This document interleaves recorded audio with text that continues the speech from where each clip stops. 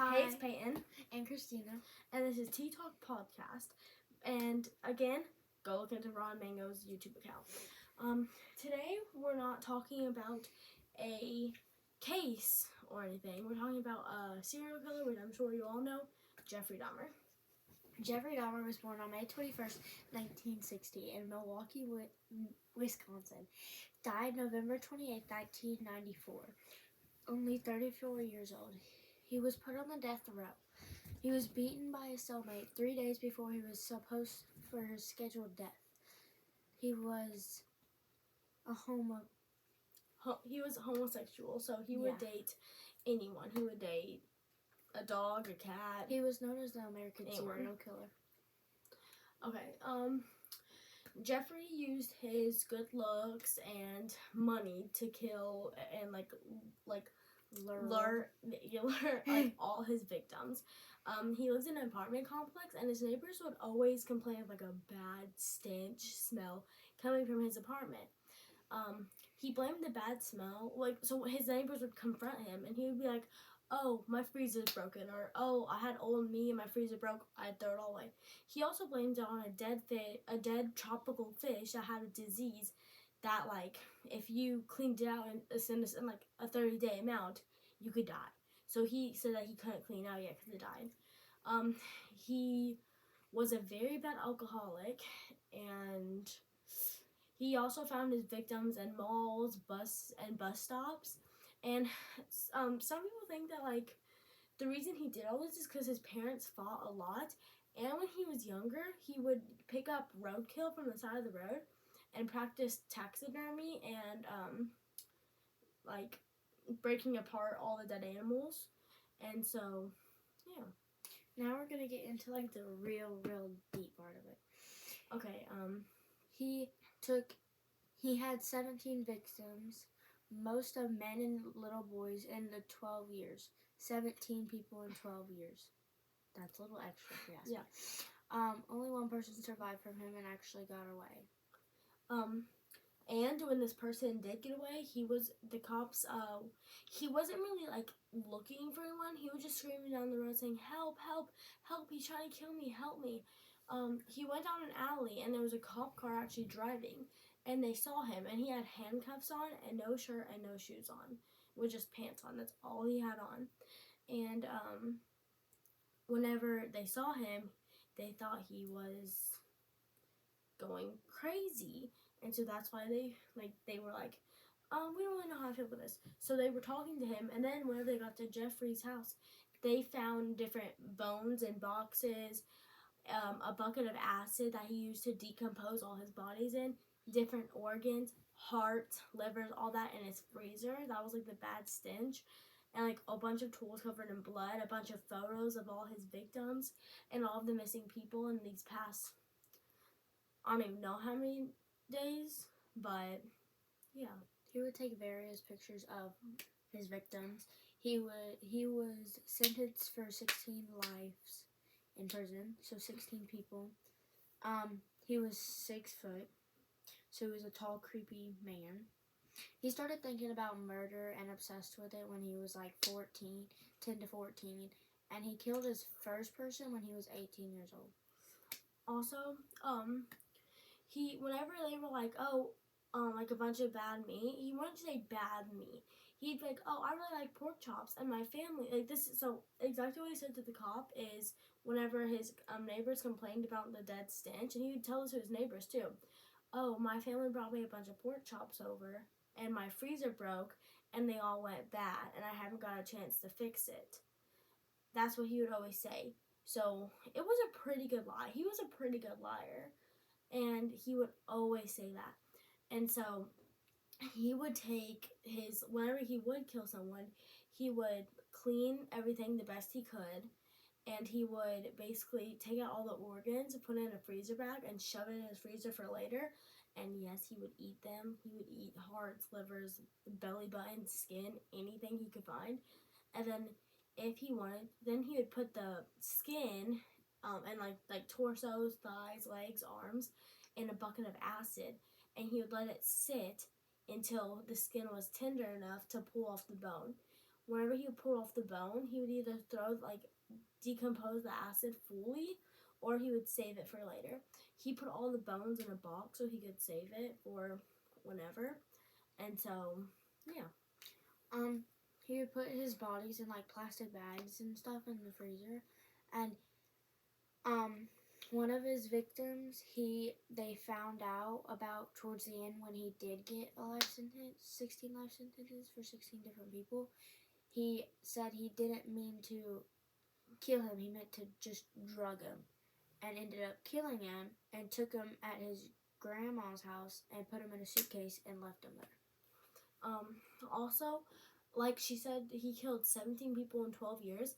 Some of these were men, some of these were little boys. And not like little boys. Whenever I'm talking like little boys, I'm talking about like 16, 17 at the youngest, so probably. Almost like barely even a minor still. Yeah, barely a minor, like almost an adult. Almost a legal adult. And so, one of the victims that got away, obviously we talked about that, was his last victim, and it was a black male, and he got away, found the cops. The cops actually went in there. That's whenever he found all the stuff. They found about 3 skulls, bones, like they found a lot of things, and that's when they were like, oh wait, this the guy that's been killing all the missing people. And so they kind of like figured out that they need to talk to him, and that's whenever they finished the investigation and they had Jeffery in handcuffs and walked to the cop car. That's whenever they're like, okay, we need to call his parents for questions, and so they did interrogate his parents. But another one of his victims was called the zombie victim. It was about a 16, 17-year-old boy, and whenever how Jeffrey met him is whenever Jeffrey was walking to the liquor store, their fake IDs wasn't working, him and a bunch of his buddies, and so he bought some alcohol for him and led him back to his apartment, saying, hey, do you want this? Come back to my apartment and we can talk and drink for a little bit. Well, the little boy did what he said. Like, Jeffrey took pictures of him, he watched a movie with him, they just drank together, just hung out. And then Jeffrey drilled a hole in his head and poured hot water in his head to make him a zombie. The zombie victim escaped whenever Jeffrey went on another liquor run, and this was like 2 or 3 days in of him having this kid. And whenever Jeffrey got back, he noticed that the neighbors called the cops on this little zombie boy, saying that he came out of the room with only underwear on, saying weird things and stuff. They called the cops saying that he was crazy and that Jeffrey did something to him. Jeffrey got back in there and Jeffrey said that was his boyfriend, and that the zombie victim got really drunk and he didn't know what to do, and he was weird when he was drunk. And so the cops went up and looked in Jeffrey's hotel room, didn't find anything. So they had no reason to basically arrest Jeffrey or interrogate him in any way. So they let him be. The worst part about it is that he worked at a butcher shop, and he always used to cut people and stuff like that. And he worked at a butcher shop, and he'd the meat that would come in, he'd hurry up and slice it because he had an addiction to that. He'd hurry up and slice it so they could seal it, and then he would later use that same slicer to cut up his own victims. He did work at the butcher shop, and he would slice, butcher and all that. And a lot of people also believe that him learning how to slice and butcher many things also helped him slice, butcher, and kind of turn his victims into pork chops. Yeah, turn his victims into later meals of his. That's it's crazy how he'd eat your organs. Yeah. Also, Jeffrey, not only using the slicer, he would use multiple things to kill his victims. He used obviously acid to like decompose of the victims, and then he used different like modern house tools like knives, He used spoons, wrenches. and then like modern house tools, wrenches, screws, drills, like all that type of Anything stuff, that he could think of. like a turkey cutter knife thing, Turkey and cutter. then he also got like actual butcher tools to butcher things with, and then he got that butcher slicer. So a lot of people believe that these tools and these like things he used at his job helped him become the better person at doing all this. So basically, it just gave him more practice, kind of, you know. Mm-hmm. But so, whenever he was 18, like he was just now turning 18, his mom got a divorce and took his brother. And Jeffrey asked her about it, and she like basically didn't care about Jeffrey. Her and Jeffrey's mom and Jeffrey's brother did not care about him. They did not love him. His dad loved him, like obviously. I mean, that's his kid, and so yeah. But basically, his dad kind of like let him live with him for a little bit, and then Jeffrey got his apartment, and that's whenever all this killing started happening. and Originally, yeah, he was known as, well, the American serial killer and the Milwaukee cannibal because he would eat humans, which no. he used to like study animals before and after, and he'd like you said, take the bones, take the meat, and then study them, and then keep them in a special box that he used to keep the whole entire time. And he started experiencing when he loved murdering stuff at like 14, 10 to 14, and he killed his first victim when he was old enough to be charged with a adult sentence. Yeah. But he wasn't caught soon enough, I would say. Yeah. He also, whenever he would meet new people, he wouldn't be like, oh hi, I'm, he wouldn't tell them like he would just be normal. He'd be like, obviously he would just be like, hey, I'm Jeff, and he would just act like they're normal. Whenever they went back to his apartment though, he would always offer to take a drink, and then he'd offer to watch a movie with them. But whenever they were watching a movie, he'd become like really like kind of like controlling, and whenever they were drinking, he would like just get really controlling. And he was a really bad alcoholic, so he was always drinking. But whenever he got his victims, it always started with just a drink and a movie, and maybe a few pictures taken. Either some of them was alive in the pictures, and some of them were already deceased. And one of his victims, he was sitting on the couch watching a movie with or something, and he was like, can I listen to your heartbeat? And the dude said, yeah, for some reason. And so he did, and he was like, what did he say? Okay, so I told you this earlier, so I just wanted to kind of, okay, so basically Jeffrey was like, hey, can I listen to your heartbeat? And the guy was obviously petrified. He knew that something weird and like was going on with Jeffrey, so he was like, sure, like, because he didn't want to be like, no, and then Jeffrey do something to him. And so Jeffrey laid his head on on this guy's chest, and this was the black male that survived. He laid his head on this male's chest, and told this male, "You have a really nice heartbeat." And then the male said, "Thank you." And then Jeffrey said, "I will eat this later," telling his victim That he was going to kill him. that he was going to kill him and eat him. His victim didn't really know, like, he obviously knew, okay, that's weird, you don't say that. But he was, like, kind of confused. Because you don't say that to somebody on a daily basis. Like, ooh, your heart's good, I want to eat it. Yeah. But Jeff had a knife underneath his bed, and whenever he saw that, the guy hit Jeff once, went out to unlock the door, and Jeff had, like, 5 locks on his door. And so, if you, also guys, I call him Jeff because he went by Jeff a lot of times. He didn't go by Jeffrey, and so I call him Jeff.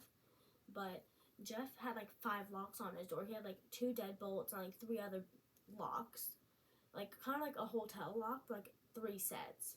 And so he had like a lot of locks on his door. So this one guy was opening all of his locks, and this one lock got stuck. So Jeffrey got up and tried to hit him again. Well, the male hit Jeffrey back, knocked his glasses off, and Jeffrey got hurt. And so, this male escaped, and that's whenever he went to the cops.